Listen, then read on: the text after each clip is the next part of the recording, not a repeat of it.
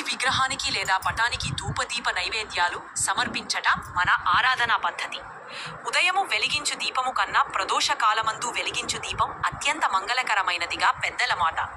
పూజలో అత్యంత ముఖ్యమైన దీపం, ఆ తర్వాత ధూపం, పుష్పాలు, పసుపు, కుంకుమలు, గంధచందన, విభూతులు, కొబ్బరికాయ, అరటిపండ్లు మొదలగునవి క్రమానుగతిలో ప్రాధాన్యము కలిగినటువంటివి.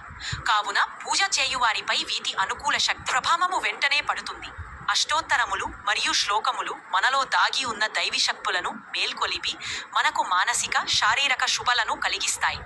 ఇలా మనం దేవుడిని ప్రసన్నము చేసుకొని అతని దీవెనలను పొందునట్లు చేయినదే కాక పూజకై మనము చేయు క్రియలన్నీయు మనకు శుభమును చేకూర్చును. దీపమును నేలపై ఏమీ వేయకుండా సరాసరి నేలపై పెట్టి వెలిగించరాదు. అరటి ఆకును గాని, తమలపాకును గాని, పల్లెమును గాని నీటితో శుభ్రం చేసి ముగ్గు వేసిన నేలపై ఉంచి దీపకుండి పెట్టాలి. ఇంటి యందు దేవతారాధనకై మనమొక ప్రత్యేక స్థానమును ఏర్పాటు చేసుకోవడం జరుగుతుంది. ఆ స్థానం నేలకి కాస్త పైభాగంలో ఉండునట్లు చూసుకోనవలెను. నేలను తాకునట్లు పూజా ద్రవ్యములు మరియు పవిత్ర గ్రంథములు ఉంచరాదు. దీపములోని చమురుకై ఆవు నెయ్యని కాని నల్ల నువ్వుల నూనెను వాడుట శ్రేష్టము. ఎట్టి పరిస్థితిలోనూ గేద నెయ్యతో దీపారాధన చెయ్యరాదు. ఉదయము పూజ చేయునప్పుడు దీపము యొక్క ముఖము తూర్పు దిక్కుగా ఉంచవలెను. సాయంత్రం పూజలో ఒక వత్తి తూర్పు దిక్కుగా, మరొకటి పడమర దిక్కుగా ఉంచి దీపము వెలిగించవలెను. 3 వత్తులను వాడినచో తూర్పు, పడమర మరియు ఉత్తరము దిక్కుగా వెలిగించాలి.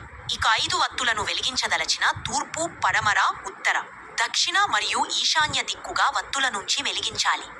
ఇలా వెలిగించిన దీపాన్ని ఆర్పేయాల్సి వస్తే నోటితో ఊదరాదు.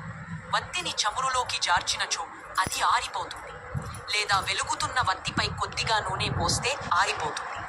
దీపారాధన సమయంలో చదవవలసిన శ్లోకం: దీపం జ్యోతిపరం బ్రహ్మం, దీపం సర్వత్మోపహం, దీపేన సాధ్యతే సర్వం, సంధ్యాదీపం నమోస్తుతే.